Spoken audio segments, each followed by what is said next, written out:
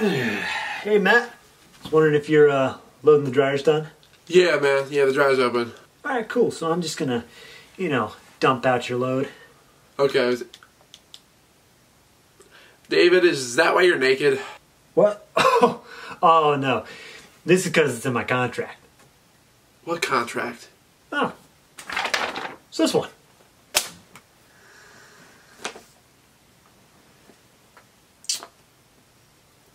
David, the clause says that you can be naked, but you don't have to be. Let me take a look at that. Huh. Guess you're right.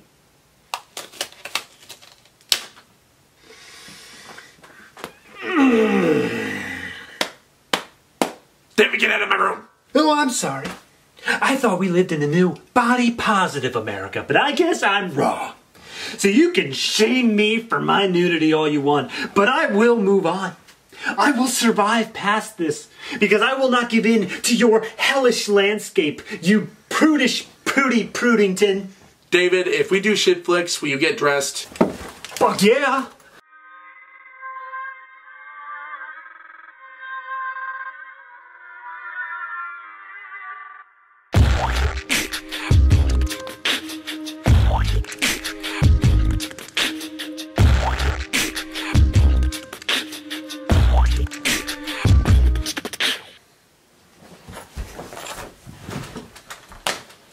We watched a movie today. Demon Kiss. Demon Kiss. Kiss the Demon. No, that's not the title. The Demon Kisses. Shut up. The Demon Kissed. Oh my God. Demon Kiss by So many kissing. our favorite man from Get the Girl fame, Dennis Devine. Dennis Devine. Devine. Can I have like a APA pronunciation guide on your name, sir? Thank you. I mean, it would work out more better for us. If there's anything this show is known for, it's its accuracy on all different subjects. Absolutely. I mean, like, you've seen how I pronounce the names of everybody who's made an anime, so Right, apparently we're completely great when it comes down to pronunciation. Anyway, But Demon Kiss is a 2008, 2007-ish movie. you wouldn't think that. Yeah, made back in the 90s. That it's well, should I just give the plot? I guess. All I right. mean, for lack of anything else to talk about. Do mind. The plot doesn't have much either. I know you're probably able to do this in under 20 seconds. A man summons a demon using a prostitute as a sacrifice. The demon gets all confused on its way in and enters the prostitute instead. Wah, wah. The demon then begins looking for the mother of all whores, aka the descendant of Mary Magdalene, because Somebody doesn't know their biblical history if that's the mother of all horrors. Everyone knows that is Lilith. yes, Bitch. but because the whole reason why is because Not Jesus Lilith, mind you. is walking the earth again. That's a little thing that's kind of thrown in there, and then Yeah. he's like kind of like ended. Yeah, like, no, it's just alluded like maybe they're gonna have a sequel called Angels Kissed. Actually, I think that's the prophecy. so they go through and the demon transfers bodies via physical intimacy. So with a film full of actresses with nudity clauses thrown in, you can imagine how many times the demon is transferred. I want to say one point. Well, let me finish the plot. The demon finally does find Amanda, who is Mary Magdalene's descendant, and possesses her. They do a very, very poor exorcism ripoff, and Not even. then More like the Last Exorcism ripoff. yeah, it just kind of ends. Before the Last Exorcism existed. She's put in jail because she killed the person the demon then jumped into, and then just fizzles out And then ends. with Windows Movie Maker. Yeah, this thing was totally made on Windows Movie Maker or Dennis, because I'm pretty sure he was the editor. Yes.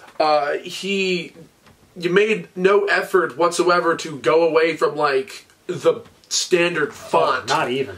And actually, there's a couple of them. No. Because the thing is, though, this is all of the font that was used. I know this is nitpicking, but anybody who knows me and how many hours I'll spend on titles, even though they're not really complicated, the fact of the matter is, though, this shit was like, alright, it's really, really obvious that this was made with, like, the basic text fonts that you get with the package. This was like serif, black background, white font, not even like shadows or anything, just fade in, fade out. Done. But the one thing that I wanted to mention was the fact that for a movie that has so much goddamn nudity in it, I mean, I thought that I would be okay with that. I was okay with it too, right up until like the 18th time in the first 20 minutes. And the thing is, though, like in my Cinema Historia review, and a lot of people, and this, you know, this is the film attorney even kind of mentioned this. It's just that like it's unnecessary nudity, and there's several scenes that are completely unnecessary. That these girls are actually naked. Can I just say the one? Yeah. Yeah. It comes in towards the end. Mind you, they introduce characters via this demon looking for Amanda, and so it just gets more and more... We have some third act characters. It gets more and more escorts until finally it finds one that knows where Amanda is. So they bring in this one girl, they just introduce her, they immediately kill her off and replace her with the demon, and then the demon then goes to another girl's house, and the girl's like, man, the rent's coming up, and I don't know if we're going to be able to make it, and if you want to do anything. I'll be your roommate.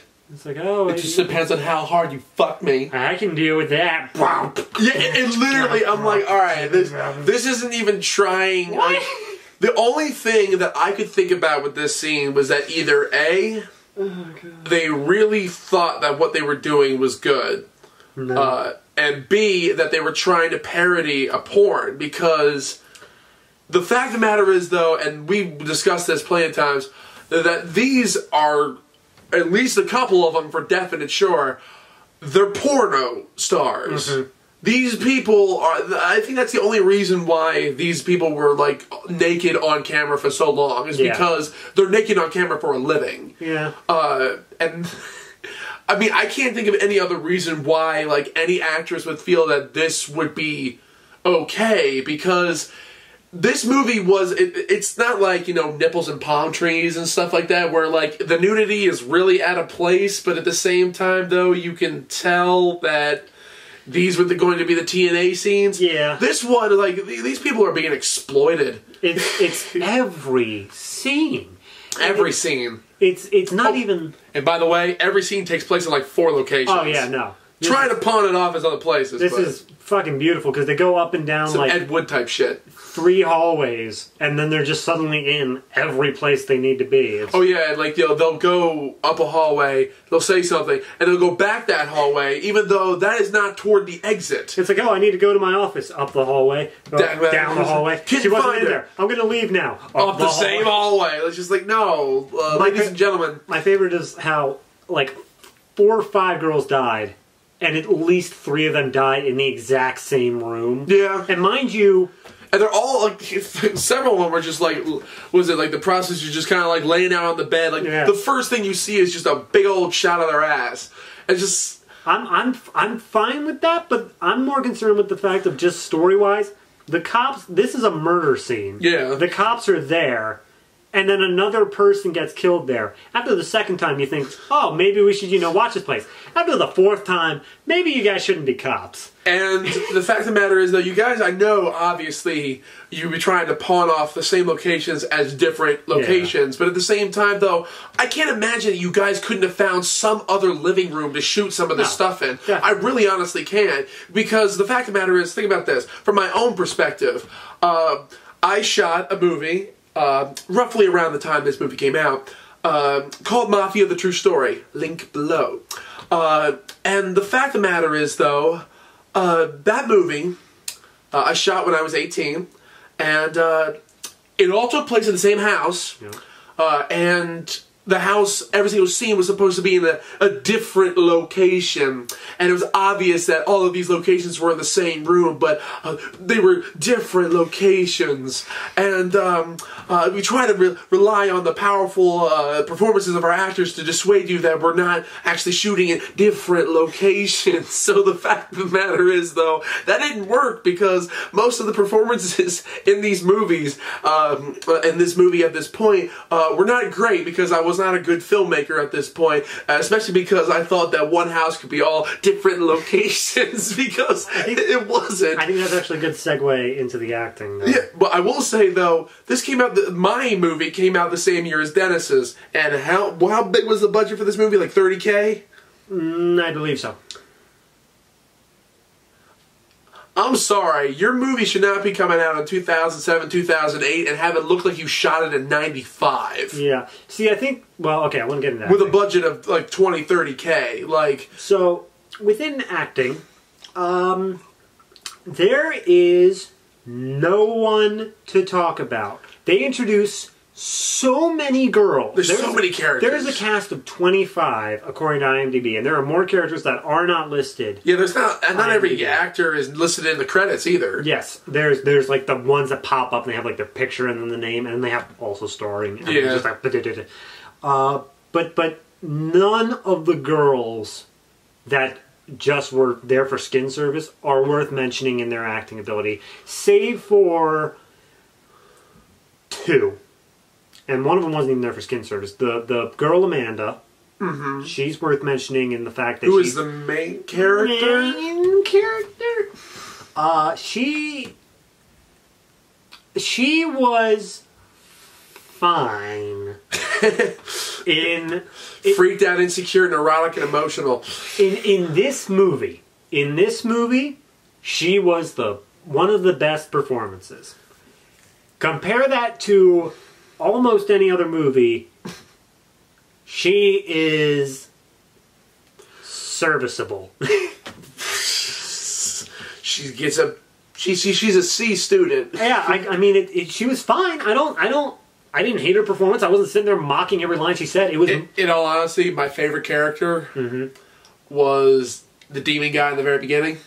Yeah, the guy because he's the most enjoyable to watch. Okay, he's going. The best comparison I think you can make is the entire cast of The Room compared to Chris R, the guy with the gun with Denny. Yeah, that's like the entire cast of this movie. He's the Chris R. He's the guy who's just like, I don't have 5 fucking minutes. He's just flipping his shit constantly. He's only in it for like 2 minutes, if even. Put the fucking handcuffs on, bitch. Get in the handcuffs, I'll give you $1,000. Give you $1,000. Take it all. So yeah. I mean, if you ever find this video and I actually applaud you because you kind of gave like this Jeremy Irons and Dungeons and Dragons type overkill on your performance, and it made it so much more enjoyable for me to watch. Your death, though, was hysterically bad. Oh my god. And also, that's another thing too. Think about this. Hold on, I really want to get into the acting. Well, okay, I'll save this for the next bit. Alright, so we'll get to the editing. Yeah, the main girl, she was okay. The reason we say main girl is because there was another woman who was also a writer/producer named on this movie. Shelley in real life, Lacey in the movie. She was around. Bland. She was around. She was there. She physically had a presence. She played a therapist who had exclusively, not exclusively, but mostly walkers of the night. She dealt with whores. Yeah, that's basically how you put it. Her main She clientele, apparently wrote a book or something on it. Yeah, her main clientele was people with clientele, if you know what I'm saying. And the only way that they really established that is the fact that she just could apparently walk into all their houses at any moment. Every door is not locked. There's one point where someone who's possessed by the demon walks into the back door of this person's house and then the person says, "What were you doing in my backyard?" I'd be more concerned with what they're doing in your house. But, the backyard's fine too. I'm sorry. I've got nothing. I mean, I was saying that it all goes by Pokemon rules, where it's strange to have a door that's locked. Yeah, because it's like, the world isn't all open to me? That's so weird. I thought we lived in Vancouver. Everyone loves each other here.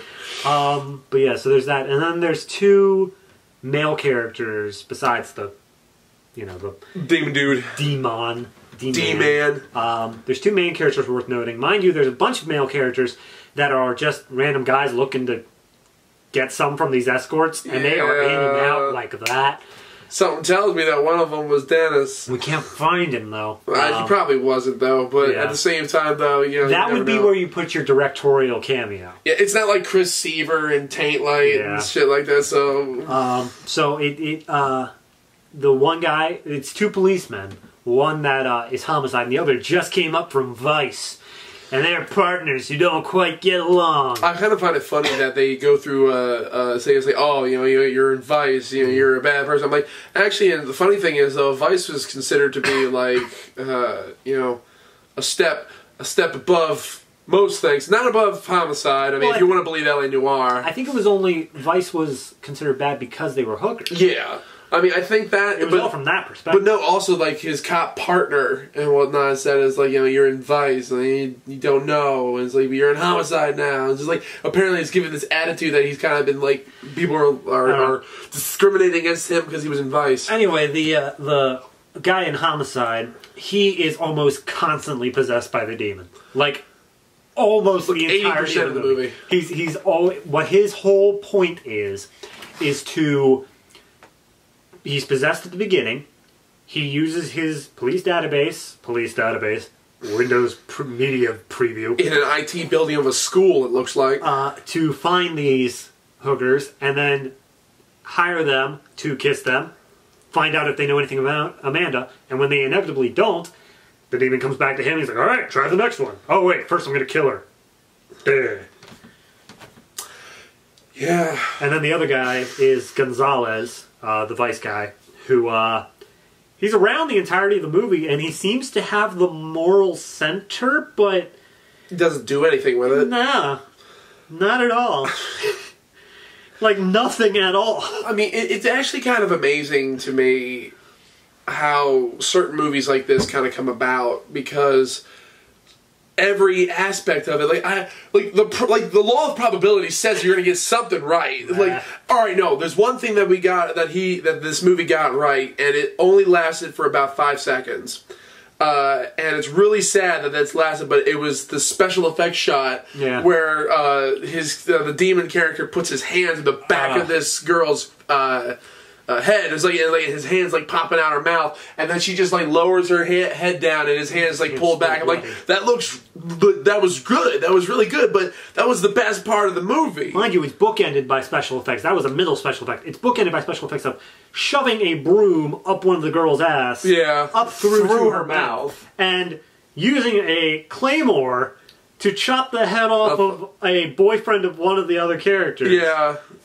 Yeah. And then keep cutting to the body, which is so obviously a mannequin head, it hurts. And it's really obvious that they just, like, took for the headless body, they just, like, took, like, all this stuffing, which obviously, apparently his chest got jacked, like, between the time that he had a head and he didn't. Oh, you're kind of off. Let's just bump you up to Arnold Schwarzenegger at his prime levels. And this kind of just brings me also into the editing in general, because the fact of the matter is, though, the editing in this, especially because this was edited digitally. It's obvious that it was edited digitally because of the titles, because of the way it all was put together. Like, I can understand some of these goofs if it was edited in camera, if it was edited in an actual, like, film, like, if you couldn't avoid certain things, or you thought that you were a couple frames out, whatnot. But the ability to constantly be able to re-edit things,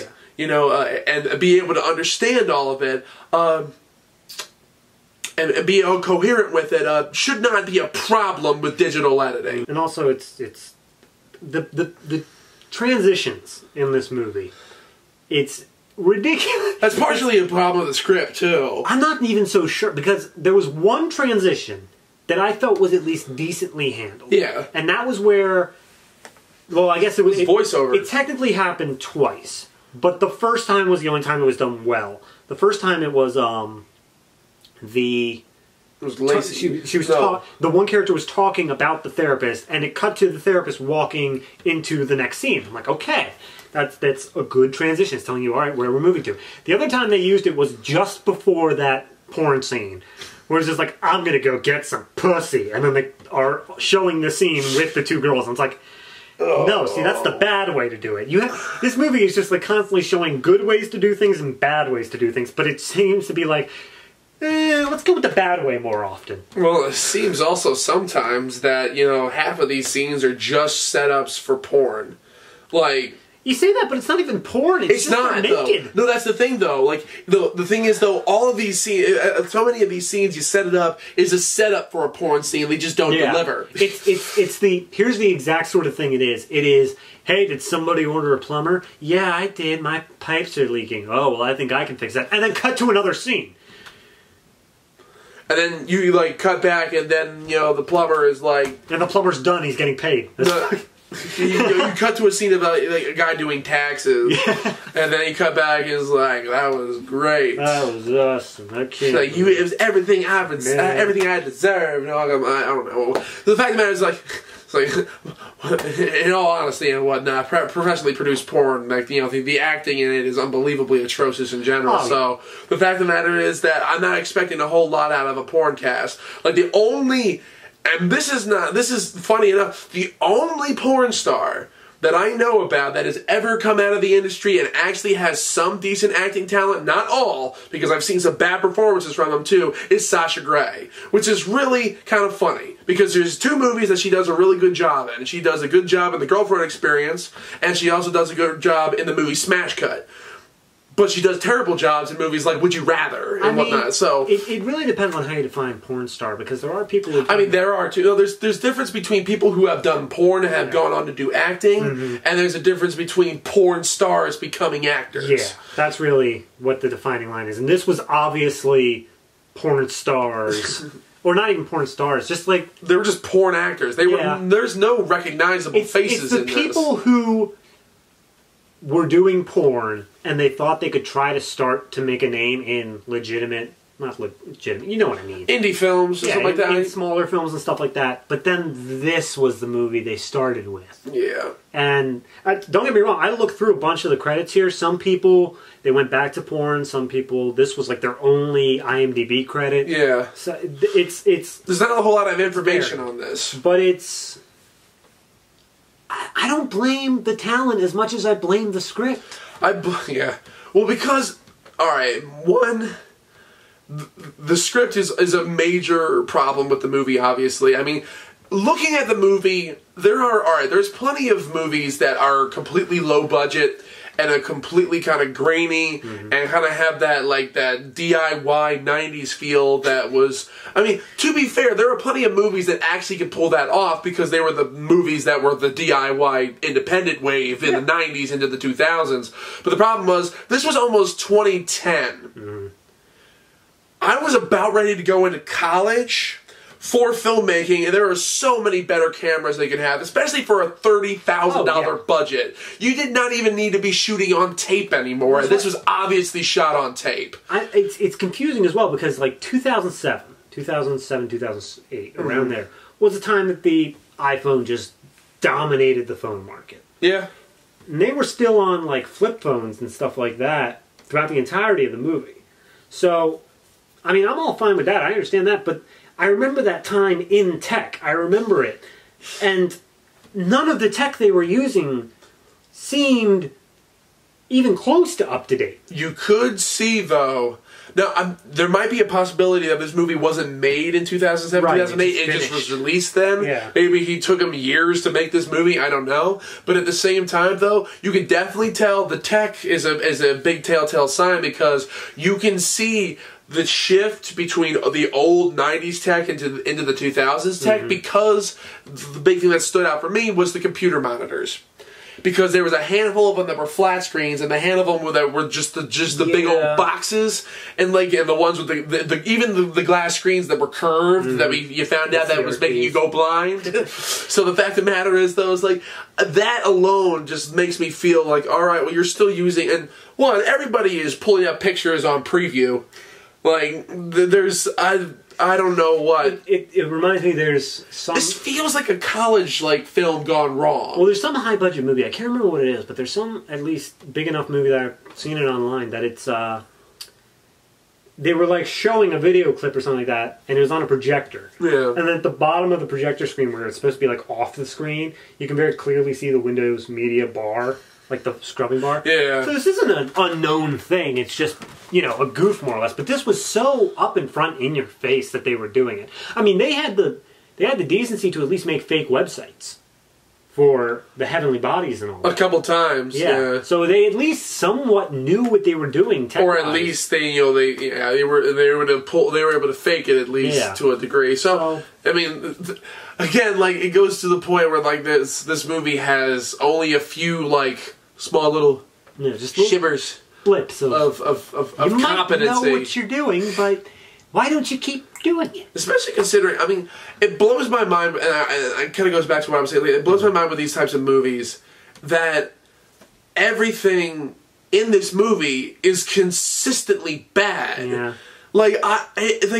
Even with my worst films, there's a couple good points in them. Yeah. And I'm not talking out of my own, personal viewpoint. I ask other people. It's great, I'm telling you. But at the same time, though, and some of, I can't really say much. Is because this type of movie reminds me of films from Uli Lamel. Yeah. It reminds me of the Sandy Hook Lingerie Party Massacre. It doesn't go that far. Yeah. But at the same time, it's the same fucking quality. Well, I think back to Get the Girl. Yeah. Same director, was released earlier than this, and I feel like it had better production quality. It might just be my mind playing tricks on me. No, it did. But it had a better look, it had a better story. It had a better cast. It had everything just better, and this was just a step down all around. I don't know. And also... Watch the review for that. Yeah, personally also I think that considering if you actually did have a 20, 30K budget, your effects should have been better too. The fact of the matter is, though, the prosthetics, you could have made it look better. You really could have. I'm okay with them not having great effects if they spent the money on something worthwhile. But if they spent it all entirely on, the cast, because they obviously didn't spend it on locations, they obviously didn't spend it on camera and equipment. So if they spend it entirely on just paying the cast and crew... They had the same light kit for every scene. Yeah, if they spend it entirely on the cast and crew, I can somewhat understand that. But at the same time... I still can't. You guys had 2 credited whistlers. If you had to pay people to whistle, I will do that for free right now. Pitch shift it. Do whatever you want with it. That is free to use. No having to pay me. There you go. You've earned at least $200 back onto your budget. Alright, final thoughts. That would be really sad if that was true. I hope so. It's final thoughts. Well, wrap it up. In all honesty, the fact of the matter is that this movie is really hard to review is the fact that there's not a whole lot to talk about.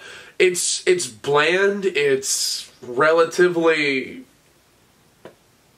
It doesn't really have anything going for it, and also, my normal motto here on Shitflix is the fact of the matter is, though, if you don't have good substance, you up the exploitable elements. Well, they did that in this movie. They actually followed along with the right rules, but the problem is, though, they still failed at it. The smut in this movie wasn't smutty in a happy sense. It was just kind of honey, wow. I think I have a card for a therapist. You want more? But other than that, this movie is forgettable. It's just going to get lost in the annals of the backs of my mind. It's just going to sit there and just grow cobwebs for the rest of my life. For me, I want to add on to that of they up the smut. The problem being is that while that is a rule, it's also a rule of last resort. Yeah. You shouldn't fall back on that as your default. It should not be your central core. You should aim for substance. If you don't have, if you have a part where you're falling flat on, that's where you add the smut. But if the entire movie is lacking substance, rework the movie or don't make the movie. Or make a porn, because you obviously wanted to make a porn. I don't know. There's demon porn out there, and it's strange to me. Also, the message in this movie is just completely lost on me. Jesus, not even Jesus. Like it was partially. It was trying to throw it in at the end. It was partially trying to go for like a hookers are people too thing, but I lost that halfway through. Yeah, that was like, after you just exploit the 100th woman, I kind of lose the fact that you see these people as people. It's like, I Spit on Your Grave is totally a film about women empowerment. Then it moved on to the, the quoting scripture and sort of stuff. So it's, this is a biblical film, and she's Mary Magdalene's descendant, and she's able to save people. And it's like, okay, well, she does that a little bit, but then she fucking kills someone and goes to jail. So is it a movie about, like, self-sacrifice, or... If so, I think it's giving it too much credit. That only comes into play in the last 2 minutes. I don't know what you're trying to say, movie. And if you don't have a message, that means you just wanted me to watch the pretty pictures and the naked ladies. Which, just tell me up front. Just do that. Just tell me up front, hey, this is just for smut. In which case, just go for the full smut. Don't make it a porno. Fuck. I mean, I'm surprised this had more nudity in it than Succubus Hellbound. I was going to say, this was, as soon as they showed... Like, of all things, like Succubus, you would think it would have way more sex and shit in it. They showed a lot of tits in this movie, more so than Succubus Hellbound. There's a lot of TNA in this, much TNA. Then they went below the waist, too, and I was like, can they do this? This thing is, like, this was almost a softcore porn. Like, it wasn't just kind of like, alright... and this is kind of like the last thing I want to say, but like, all right, it's called the Roger Corman rule, and this was originally how they got around movie censors back in like the 60s and 70s. The way that you were able to shoot female nudity was that everything from the waist up and the front and everything from the backside, you were just not allowed to show pubic hair. Yeah. So this one threw that out the window, because like as much as I talk about on this show, like, you gotta up the smut if there's not anything there and whatnot, pervy sides, whatnot. There's a way of doing on-screen nudity and on-screen sexual encounters, especially if your movie is centered around the fact that your demon moves through a kiss. That is actually entirely a rip-off of a 1997 movie called Fallen, starring Denzel Washington, where the angel Azazel goes through touch. Yeah. So this one is just a sexualized version of that. And as a result of that, you could have taken this in many different ways, and you could have actually wrote something out of this that was cohesive. Not knowing who the demon is at any particular time. Always being, scared of everybody around. And there's so much prophecy bullshit in this thing, too. Like, not even Prophecy 1, Prophecy 2 bullshit, too. This is, I was like, I'm just gonna, whore, the Queen of Horrors, I want you to be my vessel, and...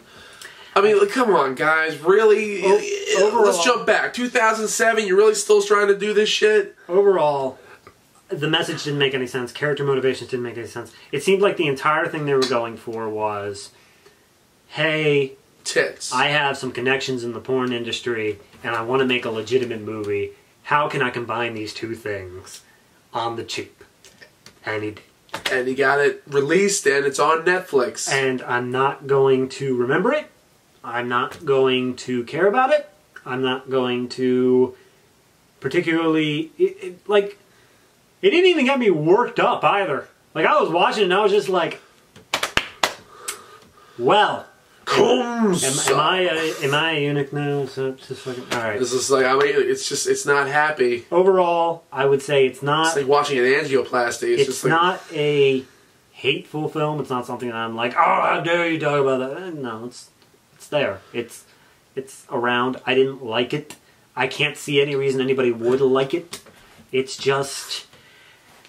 It exists for the sheer purpose of making naked women available to an audience that doesn't feel comfortable going to porn sites. Which... In this day and age, who cares? I mean, go to Tumblr. Alright. And on that note, I believe we are done. And it is late. I'm tired, and I'm going to bed. Good night. Nice, sir. Good night. Good night, sir. I guess I should go to bed myself.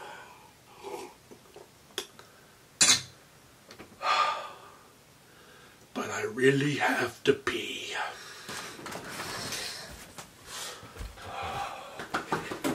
David, why didn't you lock the door? What's that? You can still come in.